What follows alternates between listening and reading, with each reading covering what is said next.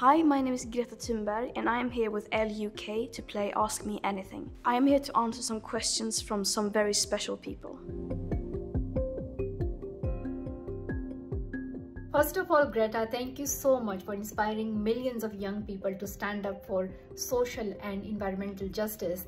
I would love to know, what is your favorite way to unwind? And do you have any favorite TV show right now?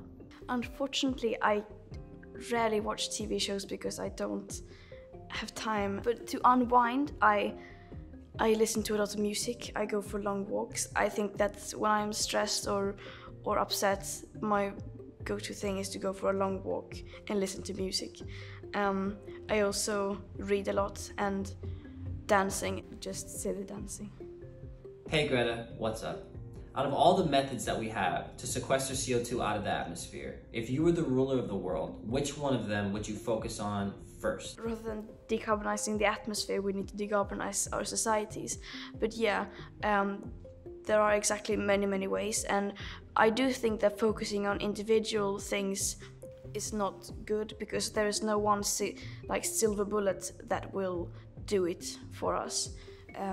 We need to focus on many different things at the same time. I don't think I would want a superpower. Yeah, I kind of like being mortal and vulnerable. I don't think I would want a superpower.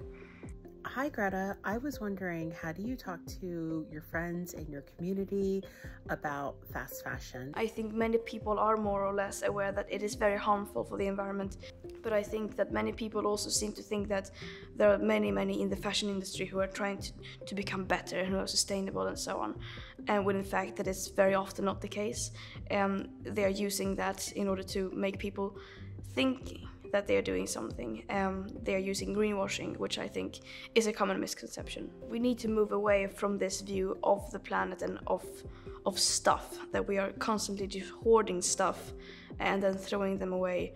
I would say that more than 90% of my clothes are clothes that I have been given from other people, like family members, friends, classmates, because I don't buy new things, and also I am short, which means that when people grow out of their old clothes, they can give them to me, which is convenient for me. What will it take for your generation to understand the impact of fast disposable fashion and the link between fashion and oil, for example? That is a good question. I think it depends a lot who we're talking about. For example, activists, we understand the link between, for example, oil and fast fashion, but overall people don't seem to grasp full consequences of the fashion industry. I mean, one way of doing that is that those who have a platform and the media start speaking up. Hi, so my question is, as the planet is burning and politicians aren't acting quickly enough, how do you stay hopeful in your climate activism? Hopeful for me doesn't mean that I have like a feeling that everything will be all right and that there's no need to worry because things are being taken care of. Hope for me is actually going out and do something and taking action, and that is how I can stay hopeful. My advice would be to as I said, to start taking action, find people who think like you and start something together.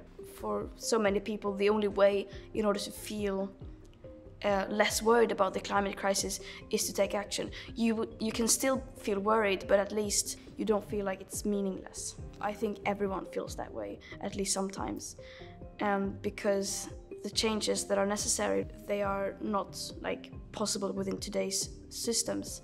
So, I mean, it feels like we can't do anything. It is not true, because in order to create societal change, we need also people leading the way. If one person does something, that could have a snowball effect, and that eventually can start a whole movement. Hey Greta, there is this spoken word by Prince EA that's called Dear Future Generations, Sorry. The first time I listened to it, it inspired me to not only talk about the climate crisis in formal climate change spaces, but also reach out to people through art and cultural spaces like music festivals. You're my friend and I've seen you do the same in music festivals, and I would love to know if there is any specific piece of art that also inspired you in this way. Please let me know. It was very inspiring to see that many people and see that they seemed to listen to what I had to say. It was a very nice feeling again to speak in front of that many people. It was a long time ago since I've been able to do that because of the pandemic. I think I first heard about the climate crisis in school, but the first time I kind of like really interacted with it in my everyday life was through music. My dad used to play songs from an artist who's called Säkert, and she sang about the climate crisis, and I think that was the first time I really like, what is this? My question for today is, how do you think that your activism has evolved over the years after your travels, after meeting people from around the world? How do you think your perspective has changed, and how do you think your activism has become more intersectional or more connected to people around the world? I think when we first started school striking, or at least when I started school striking, the message was of course also about climate justice and so on, but it was mainly about listen to the science. And for me, I was kind of well aware of the climate emergency and its consequences.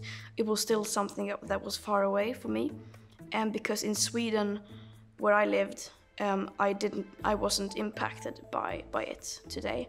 But after being involved in the climate movement and like getting friends who live literally all over the world, I got to see how people, my own friends, were impacted by the climate crisis already today, how they were suffering, and which of course made it much closer to home, and also made we kind of more clear saw the connections between that and other social struggles and intersectionality.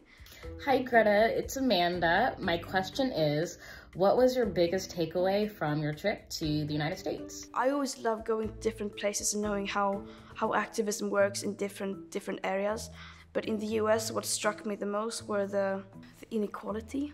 I mean, it's the richest country in the world, and yet there was so much inequality. Going to some of the most poorest areas and then going to some of the most high-income areas, it was a very big difference, and that really shocked me. Thank you for watching, and see you soon.